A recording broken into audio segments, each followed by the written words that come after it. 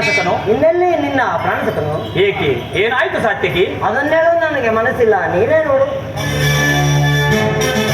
ಓಹೋ, ಅಣ್ಣನಾದ ದುರ್ಯೋಧನನು ನನಗಿಂತ ಮೊದಲೇ ದ್ವಾರಕೆಯಲ್ಲಿ. ಅರ್ಜುನ, ನಿನ್ನ ವಿಳಂಬನೆಯಿಂದ ಎಲ್ಲ ಹಾಳಾಯಿತು. ದುರ್ಯೋಧನನು ಶ್ರೀಕೃಷ್ಣ ಪರಮಾತ್ಮನ ಸಹಾಯನು ಪಡೆಯುವನು. ನೀನು ಇದು ಎಂತಹ ವಿಡಂಬನೆ ಪಾರ್ಥ? ಇದು ವಿಡಂಬನೆಯಲ್ಲ ಸಾತ್ಯಕಿ, ಪಾಂಡವರ ದುರ್ದೈವ. ಅಥವಾ ನಾವು ಮರುವುದಾದರೂ ಏಕೆ? ಕೌರವರು ನಮ್ಮ ಆತ್ಮೀಯರಲ್ಲವೇ? ಒಂದು ವೇಳೆ ಪರಮಾತ್ಮನ ಕೃಪಾದೃಷ್ಟಿ ಅವರ ಮೇಲೆ ಬಿದ್ದರೂ ಅದು ನಮಗೆ ಸಂತೋಷದ ವಿಚಾರವೇ. ಯುಧಿಷ್ಠಿರನು ತನ್ನ 4 ಸಹೋದರರು ಮತ್ತು ಪಾಂಚಾಲಿಯ ಸಂಗಡ ಚಿರದಿನದ ಸಲುವಾಗಿ ಮತ್ತೊಂದು ಬಾರಿ ವನವಾಸಕ್ಕೆ ತೆರಳುವೆವು. ಏಕೆ ಅರ್ಜುನ, ಇದೇ ವಿಕ್ರಮಗಳಿಂದ ವಿಕ್ರಮಿಸುತ್ತಿರುವ ನನ್ನನ್ನು ನೋಡಿ ನಿನಗೆ ಇಷ್ಟೊಂದು ಅಸಮಾಧಾನವೇ? ನೀನು ದೋರ್ಗಿಗೆ ಪ್ರಯಾಣ ಬೆಳೆಸಿದೆ ಎಂದು ಕೇಳಿ ತಿಳಿದ ಬಳಿಕ ನಾನು ಹೊರಟದ್ದು.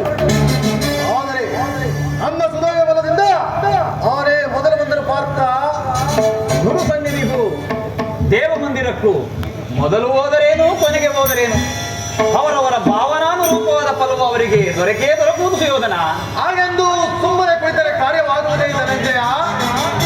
ಇಂತಹ ಸಮಯದಲ್ಲಿ 4 ಕಡೆ ತಿರುಗಾಡಿದರಲ್ಲವೇ ಹಲವು ಮಂದಿ ರಾಜರ ಸಹಾಯ ಸಹಕಾರವಿರುವುದು. ನಾನು ದ್ವಾರಕೆಗೆ ಬಂದದ್ದು ಈ ಮಹಿಮಾಮೂರ್ತಿಯ ಪದತಲದಲ್ಲಿ ಕುಳಿತು 4 ಹಿತವಚನಗಳನ್ನು ಕೇಳಿ ಹೋಗಬೇಕೆಂಬ ಇಚ್ಛೆಯಿಂದ ಬಂದಿರುವೆನು. ಸರಿ, ನಿನ್ನ ಯಾವ ಇಚ್ಛೆಯಿಂದಲಾದ್ರೂ ಬಾ. ಆದರೆ ಈ ಸರ್ ನಿನ್ನ ಕೃಷ್ಣನು ಒಂದು ಕೈಗೆ ಸಿಕ್ಕಿದ್ದರೂ ಸಂತೋಷವೇ. ಕುರು ಪಾಂಡವರ ಧಮನಿಗಳಲ್ಲಿ ಒಂದೇ ವಂಶವಾದ ಪವಿತ್ರವಾದ ರಕ್ತವು ಹರಿಯುತ್ತಿರುವುದೆಂಬುದನ್ನು ನಾನು ಮರೆತಿಲ್ಲ, ನೀನು ಸಹ ಮರೆಯಬೇಡ. ಹೇ ಜನಾರ್ದನ, ಜಾಗರಿಕನಾಗು. ಜಗತ್ತಿನ ಜೀವಕೋಟಿಯನ್ನು ಅಸತ್ಯದಿಂದ ಸತ್ಯದ ಸೀಮೆಯನ್ನು ಸೇರಿಸು. ಅಂಧಕಾರದಿಂದ ಬೆಳಕಿನೆಡೆಗೆ ಕರೆದುಕೊಂಡು ಹೋಗು. ಮೃತ್ಯುವನ್ನು ಹರಿಸಿ ಅಮೃತತ್ವವನ್ನು ಕೊಡು. ಹೇಳು ಚಕ್ರಪಾಣಿ, ಈ 3 ಲೋಕದ ಮಂಗಳವು ನಿನ್ನಲ್ಲೇ ಸೇರಿರುವುದು. ಶಬರಿಗಭಯವನಿದ್ದ ಪ್ರಭುವೇ,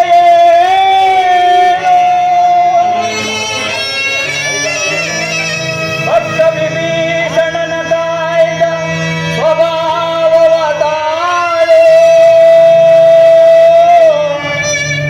ಏನು ನಿನ್ನಯ ಲೀಲೆ ದೀನದಯಾಳು.